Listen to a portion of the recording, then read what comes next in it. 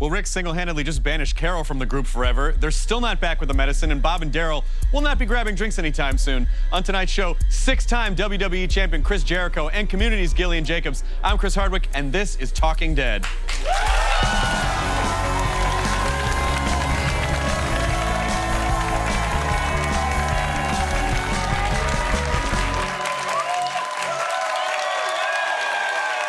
Welcome to Talking Dead. It's going to be a big show. Tonight we have exclusive interviews with Melissa McBride, who plays Carol, and Rick Grimes himself, Andrew Lincoln, all about tonight's episode, plus so much more. We have a lot to get through, so please welcome my guests, Chris Jericho and Gillian Jacobs. Welcome. Thank you. Wow. You guys look great. You're lucid. I appreciate that about you. Well, let's just get right into it. What was your reaction when I didn't really see the hey hit the road Carol thing coming. Did you see that coming at all? No. Not until basically he said it. I didn't get it at all. I thought someone had come and secretly locked the car doors. I didn't get anything. Yeah, I thought it was the guy. I thought it was the guy, and that he was gonna that they found, and then he was gonna, you know. He turned out to be an evil hippie. Yeah, but he's just somewhere out there in the wild. What did you see that coming? In retrospect, when you look back, I think kind of when it started, when she said, "I've killed 2 people," he haven't said anything. He said, "What do you want me to say?" I think that was kind of his admission that, listen, this is not good. And throughout the show, you could see him when they were talking, when they were inside the house, and she's like, you know, you don't have to like what I did. You just have to accept it. And she was really very cold about everything that she was talking about when it came to the murder of these 2 people. And I think Rick, probably midway through the show, was done with it. But she's definitely has this bizarre sort of separation from, I mean, it's almost a little sociopathic, where she's referring to Sophia as like, oh, that's someone else's slideshow, or you know, all the things that she kind of feels about. She has done what you have to do to survive in the post-zombie apocalyptic world. She's become an animal. She's gotten rid of all of her emotional ties. She thinks, I almost consider her, she has 2 marriages. The first marriage she had was her old life with her daughter and her abusive husband. She's now married to the post-zombie apocalyptic world, and she's done everything she has to do to survive in that world, which has become cold. She is the Walter White of Walking Dead. Yes. Oh, that's good. She's gone from innocent housewife to cold-blooded killer. But I think to survive. What? I was going to say she does have an emotional attachment to those 2 little girls, and I think that she, when asked if she has a child that's ill, really does think of those 2 girls as her daughters and wanted to take them with her. So not as cold, but right? does she? Because when the little girl called her mom, she said, "Don't call me mom." But I thought that was to protect the little girl, to teach her to be cold. I thought it was to protect herself. I think it's protect herself. Oh. Yeah. Almost too, it's like her and Michonne have almost switched roles, and that Carol has now become what Michonne used to be. She knows that she can't care about anybody, because if she does, she's going to get hurt, and even worse, it could lead to her death. You are blowing my freaking mind right now, Jericho. You're blowing my mind. By the way, I loved your Breaking Bad 10. You know, I think Breaking Bad is the precursor to Walking Dead. The timelines work up. 07 to 09 was Breaking Bad, and then Walking Dead was around 10. And so someone tried to recreate Heisenberg meth, which is like a bath salt, which created the zombie apocalypse. It's perfect. It's perfect. Yeah. Episode 1, season 2, Merle's got the blue meth. They've tied them together. It works. The math checks out, guys. And then when the zombie apocalypse is over, we find out that Walter White has gone to become Malcolm in the Middle's dad. What? Yeah. Witness protection program. Well, let's talk for a little bit about, like, when Rick said, hey, you'll find another group. Yeah. That's not, I mean, this is not really just like casually, oh, we'll stumble on another group and I'm sure everything will be fine. Yeah, as a single woman on your own in the zombie apocalypse, life is easy, so I'm sure she'll be fine and won't find a murderous band of rapists around the corner. No, I think that he's acknowledged that she has become really adept in this world, bride of zombies, like you said, but also, like, you made a choice that has made it impossible for me to bring you back, and now you're gonna have to live with the consequences of that. But she didn't really fight it.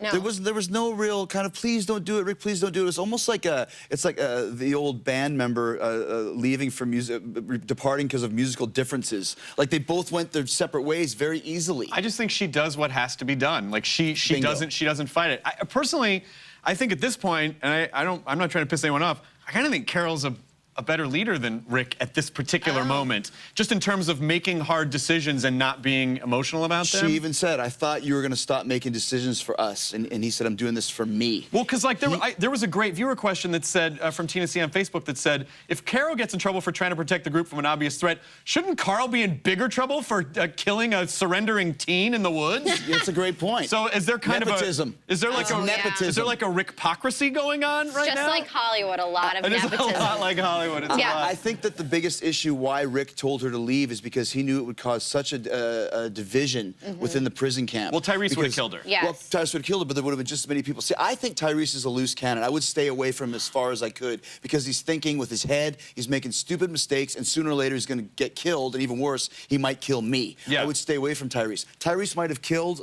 Carol, but there's also other people in the prison. I bet you Herschel would have gone on Carol's side. It would have caused a big a mutiny within the prison. I don't think there's any question. How do you think they would have reacted? How do you think they're going to react? Well, yes, I agree that Tyrese would have wanted her killed if he didn't kill her himself, but I felt like he made some growth in this episode emotionally. I felt like, I felt like he was coming to grips more with things and slightly more rational by the end of the episode. So I'm rooting for Tyrese. I would get closer to I'm trying to him. figure out how Rick's gonna break the news to everyone at the group, like, well, the bad news is Carol's gone, but hey guys, look, fruit, and then he just brings out a I've got basket of apricots. fruit. But here's the thing, though. Here's my question. What does Rick tell the group? What does he tell them? Does he tell them the truth, that he kicked her out? At this point, it seems like he's going to, because it seemed like he was going to, but Or is it easier to lie and say she died from a herd? But no, I isn't think I think he would tell the truth. Tyrese said, find out who did this, right? And so he can go back to him and say, I did exactly what I told you I would do. I was cop, I figured out who killed them, and I banished her, and he could be the I think he has to tell them the truth because I don't think I don't really see him as lying to the group, but I also feel like that they would, I think a lot of people would be on his side if he said, I think this is what she did and I had to let her go. But I still think that she was high up in the hierarchy. She was second in command or third in command. If you were saying who are the top 3 leaders in the prison, it's Rick, it's Herschel, and it's Carol. And he made the decision on his own to get rid of Carol. And there's going to be people in that prison who feel, as do I, that she didn't do anything wrong. You know who's going to be one of those people is Daryl. Daryl's not going to be. Daryl's got a hankering for her. Yeah, well, Oh, yeah, they do. But see, I sensed a little something between Michonne and Daryl tonight, which I hadn't really seen before. Michonne's a lot hotter now, too.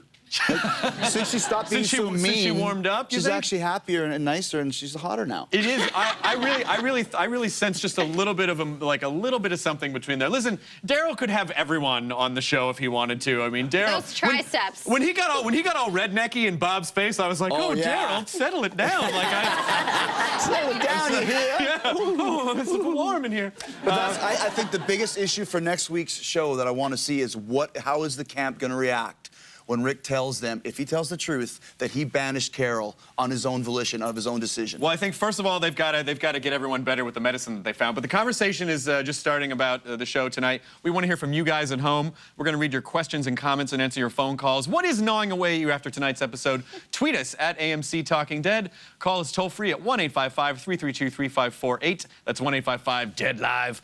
Everyone is talking online tonight about Rick's decision to leave Carol behind. So the poll question naturally is, what would you have done with Carol? Send her away like Rick did, or allow her to come back to the prison, or feed her to the walkers. Why not throw that one in there? Go to TalkingDead.com to vote. Coming up, we're going to go behind the scenes of tonight's big walker attack at the gas station, plus exclusive interviews coming up with Andy Lincoln and Melissa McBride about Rick's decision, and a sneak peek at next week's all-new episode. But first, Carol wasn't the only one to get her walking papers tonight, so let us bid bon voyage as we wave goodbye to those we've lost.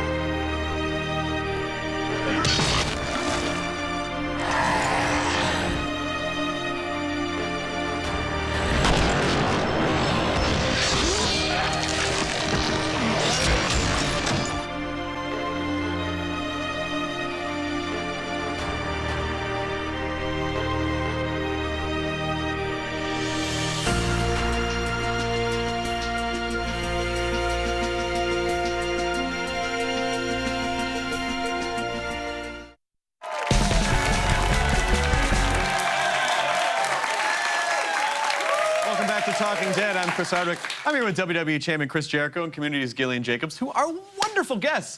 It's time for a fan from our audience to ask a question. Please step forward. What is your name? Oh, I'll let you get to the microphone before I... Yeah, let me hear your chant. Yes. What is your name? Hi, my name's Franny. Hi, what is your question? My question is, how do you think the group's gonna suffer now that Carol's gone? Well, I mean, first of all, no one else was really taking care of the kids. Yeah. She was training people. She was sort of like the multi-tool of the group. Like she could do whatever had to be done in the group. What do you think, Chris? Yeah, to me, she's kind of like the first graduate of Zombie Apocalypse University, where she has become the ultimate in what you need to have, like we discussed, to survive. She knows the medical aspect of it. She popped in Sam's shoulder. She knows about the medicines that you need. She's become a very adept warrior. She's got the mindset for it. She's tough. She's tough. She's got the love of the kids. And I still think there's gonna be a lot of people at the prison that are very, very angry that she's gone. I know I would be. Yeah. What about you? What do you I think it's going to be great. No one's going to care, and no one will notice that she's gone. No, they're not. Devil's advocate. Okay, that's fair. That's fair. Opposing point, opinion. That's Yeah. fair to take the other side. Thank you so much, Franny. Nice to see Thank you. you. All right. So this is really cool. Tonight's episode was a huge turning point for Carol. This is a big Carol episode, and we actually went down to the set of Walking Dead and got an exclusive interview with Melissa McBride, who shares her thoughts on Rick's ultimate decision. Take a look. We have people that are very ill. We have walkers at the fence, and he wants to go on a run. I think in her mind, it's almost like these two are testing each other, and the tables have turned for these two. You have Carol, who's making decisions. You have Rick, he doesn't trust the decisions that he's making. And you have a woman who used to not trust the decision. She couldn't make a decision. If she did make a decision, she couldn't voice it. Carol is really making some points to Rick to say, what I've done is not so different from what you've done. When I killed Karen and David, you have to remember, Rick, you killed Shane. We've all had to make horrible choices and done things that are very, very difficult to do. So when Rick turns to Carol and stops her and says, Carol, did you kill Karen and David? And she turns and says, yes. She waits. He says nothing. Okay, there's your chance to, you have nothing to say? Okay, well, I have stuff to do. She doesn't like this new Rick. No, we need your help. Everything in this episode is bringing him to a decision. And that decision that he makes blows her mind. And at this point, I think Carol can take care of herself. I think she will take care of herself. She'll try. That's Melissa McBride, who, amazing performance on the episode tonight. I feel like, it feels like maybe there's something a little more going on with Rick, because they've all had to kill people to protect the group. Do you think maybe he's threatened by her in some way because she can make the quick life and death decisions? Do you think that is anything going on like that? I think she's successfully got that ice chip where her heart used to be going on that is useful in a leadership position. But I also think that maybe he's feeling like the world's changing so fast, we don't understand this virus yet, and to kill people before we know what the endpoint of this illness is kind of cruel. Maybe. You're gonna disagree with me. I'm not gonna say I disagree with you, but I just think it goes back to if you're gonna survive in this crazy world, you have to leave all kind of human traits behind you. Because the more I think about this episode, she says to him, you can be a farmer, but you can't be just a farmer. I think Carol's starting to lose respect and lose confidence in Rick's leadership skills, and maybe she thinks she could do a better job. And maybe that's what's going to happen in future episodes. But once again, Rick is still thinking, oh, I wanted to be the type of family that could have pancakes. And she's saying, I don't even think of my daughter as my daughter anymore. It's a slide from someone else's life, from a different world. Well, when you think about what her life was like before the apocalypse, and effectively, you know, Carol's probably always been, at least previously, was like the silent, strong one. She was the backbone of that relationship, and she held her family together when her husband was basically an abusive force in her life. And then she, like, as the seasons have progressed on this show, she's become more and more vocal. She's become more and more forward, and I think she's kind of like, hey, I'm sick of taking orders from people. Right. I know what needs to be done, and I'm not an idiot. I know how to, you know. For her, for Carol, in a way, the zombie apocalypse is the best thing that ever happened to her. Yeah. Because she became a stronger leader instead of this 2 or 3 seasons ago, she was hiding in the closet. Right. Her right. hair is definitely cuter now, I will say. It's definitely got better. Do you think she was justified for calling out Shane? I don't know if those two things are exactly the same. I mean, Shane had already turned at that point. Yeah, I still think that for whatever reason, it doesn't bother me that she did what she did because those people were sick and they're pretty much going to die. And all I can think about is when Patrick died in the shower and then suddenly the next day there's 15 walkers tearing the prison apart and killing the humans inside. So maybe she jumped the gun a bit, but in my opinion, Karen was gone. They were dead. You know they what? were Rick done. was afraid of her. He was afraid of her. Rick was afraid of her. You could see in the last scene, and he was like, if it was just us, I wouldn't want you there. Like, he's afraid of her. I thought she was going to come around that turnaround and shoot him dead, perhaps, maybe.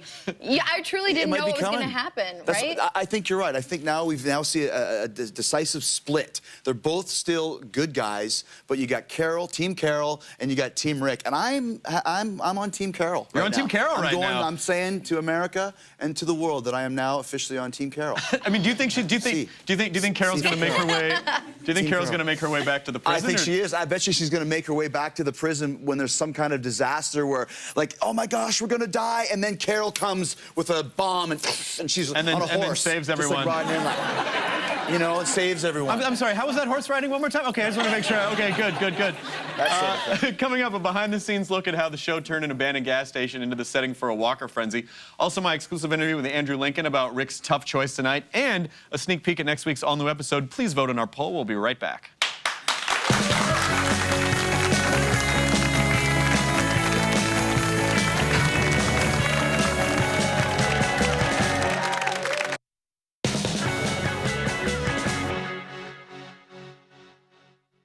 The final moment in episode 3, I had the overwhelming sense when I was doing it, is that I didn't recognize this human being, Carol.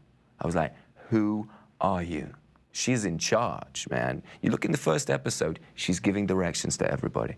To Daryl, you need to do this, you need to do that. She's telling my child to lie to me. Ultimately, the deciding factor is my family. It distills right back down to that again. And I go, can I have you around my children? That's why I leave her by the roadside.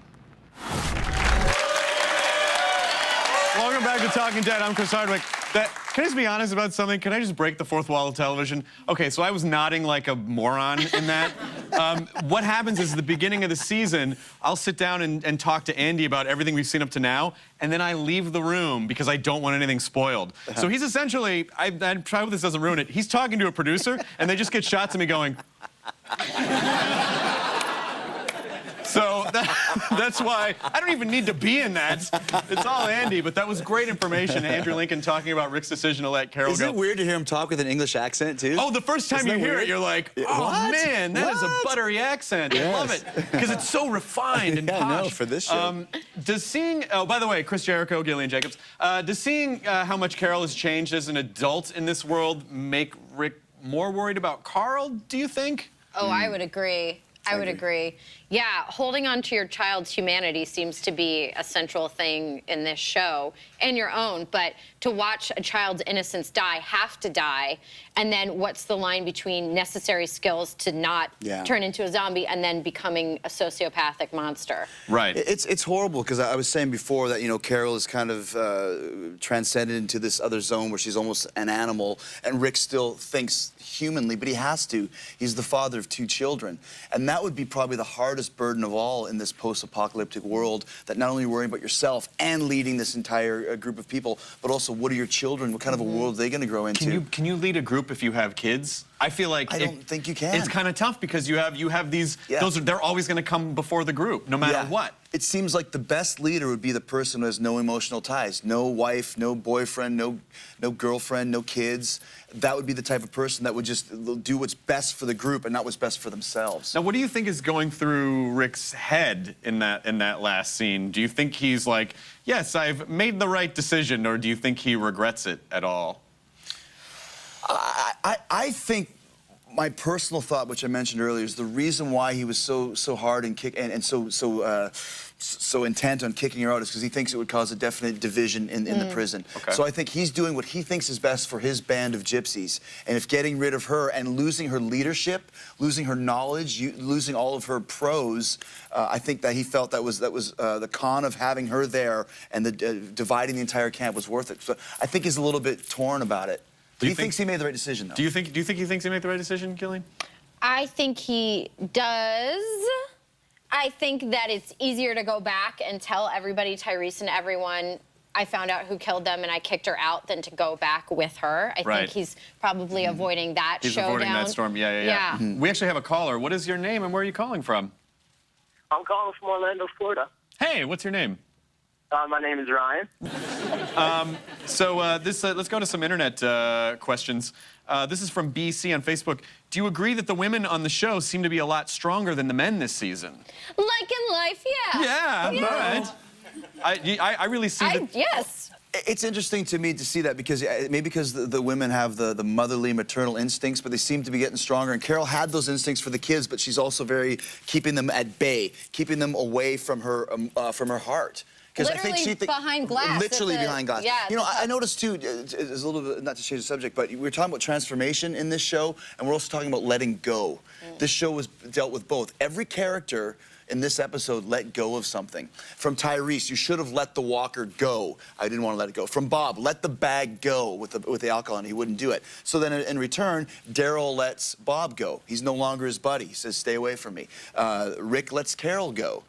Carol lets Sam and Anna go. Yeah. When Rick was still human enough to say he could still be coming, she said, yeah, he could still be coming, we got to go. And at the very end, as the punctuation on this, Carol lets the group go. And she's off on her own. You know what I think? What? I think you should sit here and I'll go over there. Those are really good points.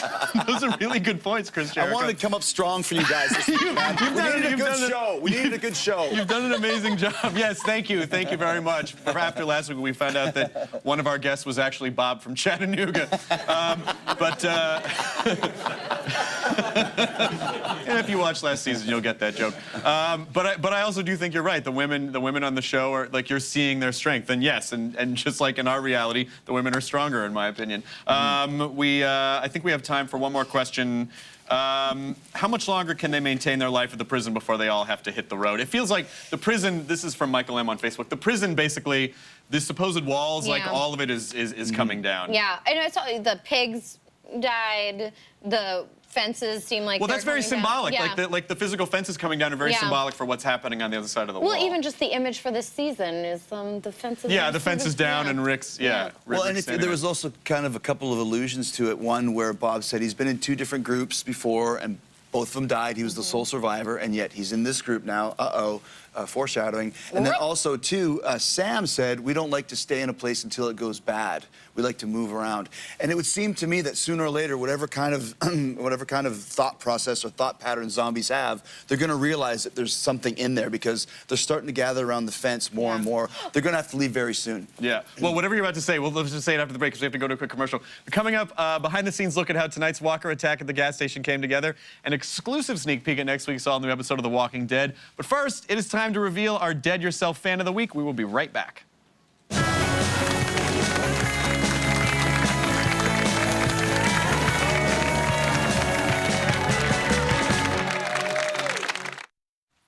Hey, it's Chris Hardwick. This is Talking Dead. Are you guys ready for some fresh buzz? Please enjoy some fresh facts from tonight's episode in 3, 2, 1.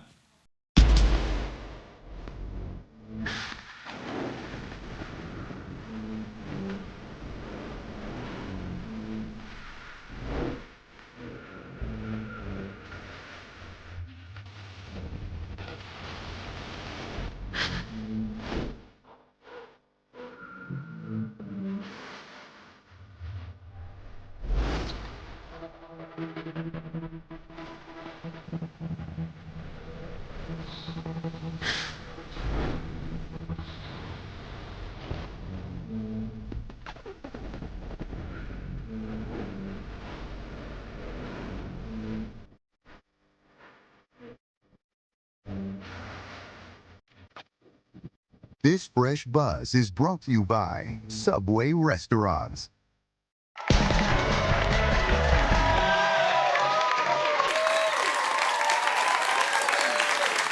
Welcome back to Talking Dead. I'm Chris Hardwick. I'm here with Chris Jericho and Gillian Jacobs. What does it mean that Michonne is giving up her search from the governor? You sort of referenced that before. What do you think that means? It's almost it's bothers me a bit because I think she's showing too many human qualities for me. I'm liking the characters that are kind of going total barbarian for this. And that's when we first met her, she barely even talked. Yeah. Right. She didn't say anything. She had 2 walkers on chains, and like it was like a badass character. And now she's, like I said, she's smiling, she's happy. She might have a little thing for Daryl, a little hankering for Daryl. And I think knowing how this show works, it's going to come back to bite her on the ass. Well, that's that was a really great scene between her and Tyrese, where she's basically saying to him, like, you know, I want to kill the governor because that's what needs to be done, but I'm not angry anymore. Like, she somehow managed to let all of her anger go. Yeah, and then he threw it back in her face, then why are you still looking for him? And she didn't have an answer, which is what I love on this show, when someone gets totally stopped in their tracks and they don't know what to say. Yeah. So on the topic of Tyrese, he, at this point, really can't be trusted, right? Not at all. I disagree. And I love Tyrese as a character, but right now he's so lost emotionally. Like I said, I would, if I had to do something with him, go out on a mission, I would say no. I would stay away from him as much as possible because I don't trust him because he's too impulsive. They said slow down when he was cutting the weeds away. He wouldn't do it. Why not? What's the big deal? He has to be tough and get blah blah blah blah, and then suddenly the walkers come out of the bushes and there they go. He is a loose cannon. I would not want to have him on the side. Just have a cathartic moment where you just want to cut some weeds really hard. I know, just and let then him you feel do a little it. better. But then look what happened. He almost killed the whole group. Kill yourself, but don't kill me. I don't want to get bit. This was at the break. I was kind of rifling through Twitter, and someone on Twitter, CMS 321993, said, "Hey, Rick did save Carol. Tyrese would have killed her." So this guy's theory or lady's theory is that that Rick was actually saving her life by not letting her come back to the prison, knowing what Tyrese would have done to her. When it came to the gas station scene in tonight's show, it was all hands on deck, from stunt choreography to production design. Here's a look at how all that came together. Check it out. Today we are at an abandoned gas station that has been overrun. A giant tree has fallen on it. We're about a year and a half or so into the apocalypse. So as we go on, things have to look more worn down, more destroyed, essentially. Insane. You're like, how did they find this place? Because I certainly couldn't find it this morning. It's a real building. We didn't build it, but we did actually drop a tree on it. It was an old gas station that probably hadn't been used for 15 years, so it was pretty dilapidated. You know, we need to be able to come in with the greens department and art department and really make a mess and make it look like the apocalypse and then be able to clean it up. You got vines, you know, twirling up from everywhere, and lo and behold, got some wonderful zombies all intertwined in these vines. One comes out and grabs me. I turn away. Michonne cuts its arm off, and then this stub comes out. She's going to be lunging out through these vines and all that and attacking some of our cast. And go. This is nice and bloody and gross and nasty. The makeup effects here is done, so we got to make sure we match it on the clothes. This will stand in for the actress's arm, because we don't want to cut the actress's arm off. But this we have no problem cutting off. Oh, there's a track back there, yeah, I see. I think there's so many beautiful details in this episode that are really rich. It just felt very authentic to me, so I was very impressed with what they'd done.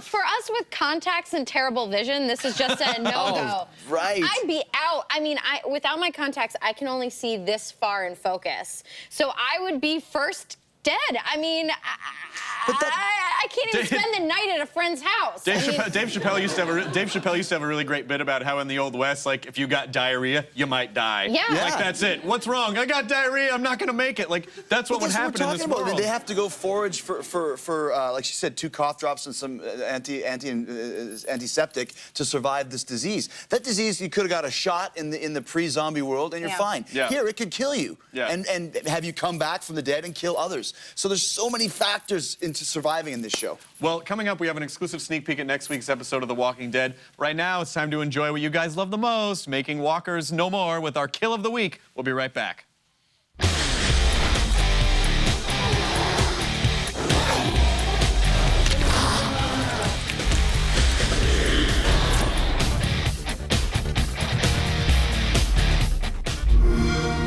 to you by Xbox One, the all-in-one entertainment system, coming November 22nd.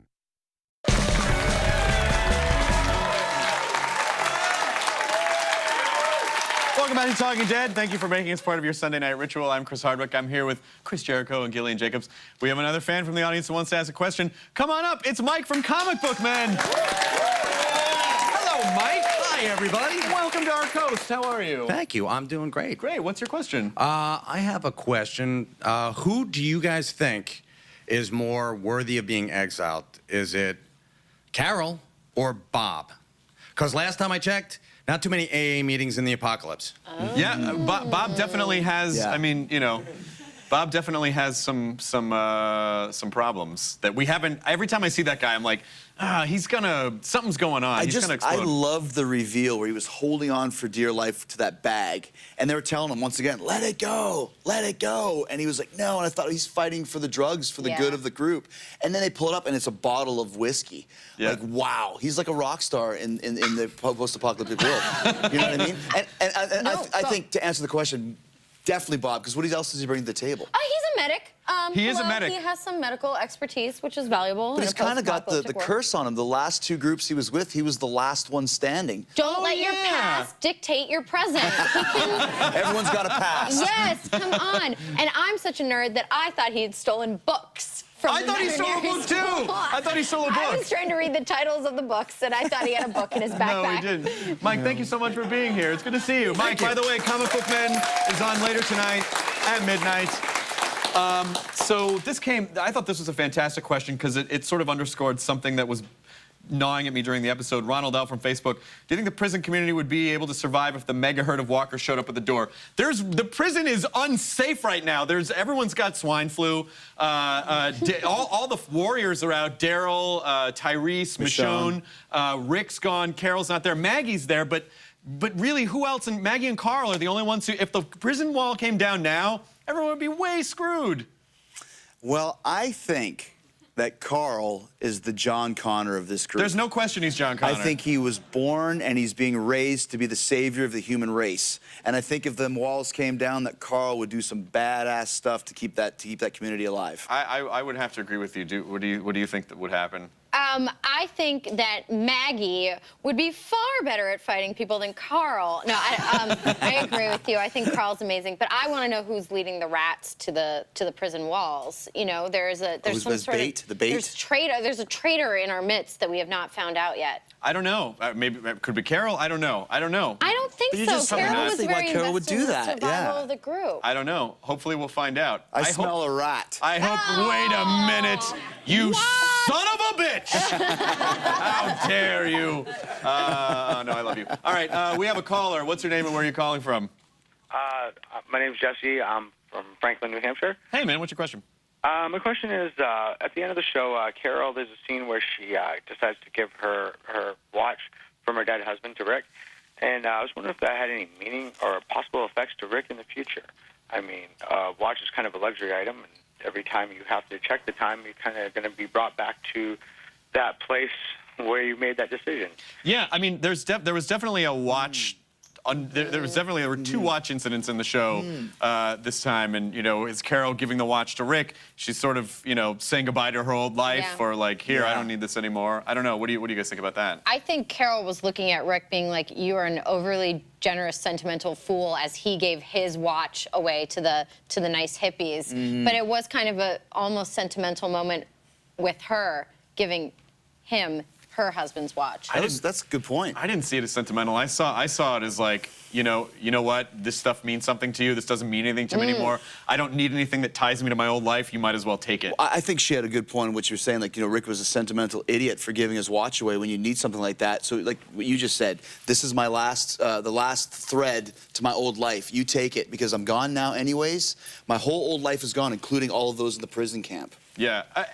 Poor Anna. What a... I did not... Yeah. Remember how upbeat she was? Like, No, yeah. loved her. They were in the bathroom, but everything was awesome anyway. Oh, yeah. Apricots, they had apricots, guys. But she's going to be the happiest zombie we've had on the show because she always finds No, the best they everything. ripped her apart. There's nothing left to her. It's like you said before, we were talking before the show, you were like, her leg was messed up, but she thought it was awesome. She's like, fine with it didn't heal right, but it healed. It's all good. What are you gonna do? This is what I hate about the show. This do? is why I do not trust Walking Dead, because they bring in new characters that you think, like, I like those guys. They were nice, they're cool. I'd like to take them and play Parcheesi with them. Yeah. You know, hang out, have some apricots that they brought. They had buckets of fruit. Yeah. I mean, how many people have buckets of fruit on the show? And then 10 minutes later, boom, gone. Leg ripped off, and we don't even know what happened to Sam. No. Is he gonna come back too with a vendetta against Rick for leaving him? I don't know. No, he missed his deadline and he had that watch, so he had no excuse. That's right. Oh, yeah, I'm sure he was just like, hey, cool watch. See you jerks later. Yes. Coming up, we have an exclusive sneak peek of next week's all-new episode of The Walking Dead. Do not forget to vote on our poll. We will be right back.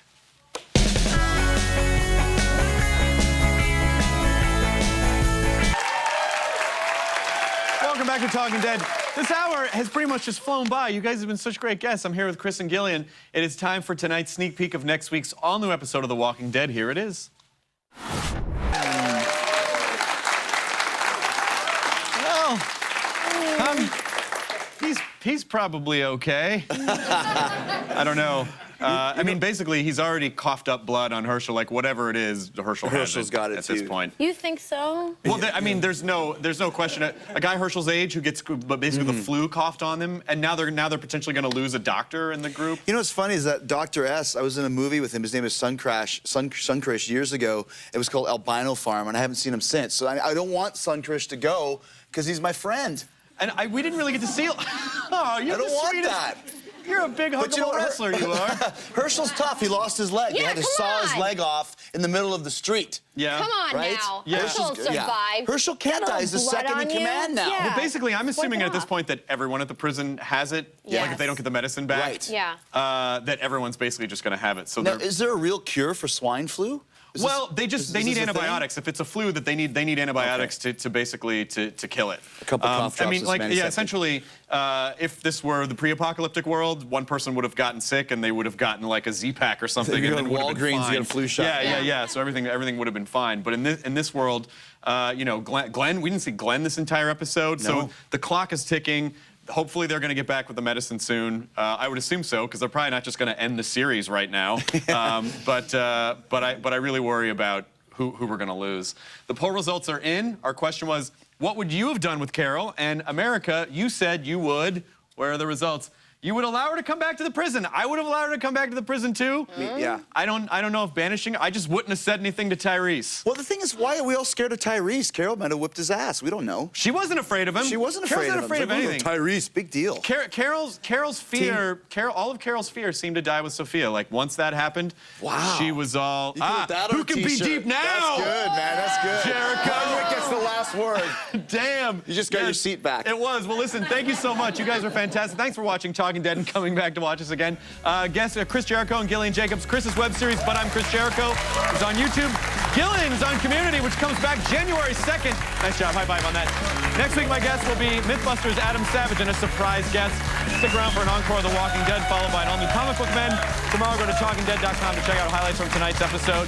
I will be performing stand-up at the Carolina Theater in Durham, North Carolina on Friday, November 8th. Come out to see that. And again, I'm Chris Hardwick at Nerdist. Thanks so much. Good night, everyone. See you next week.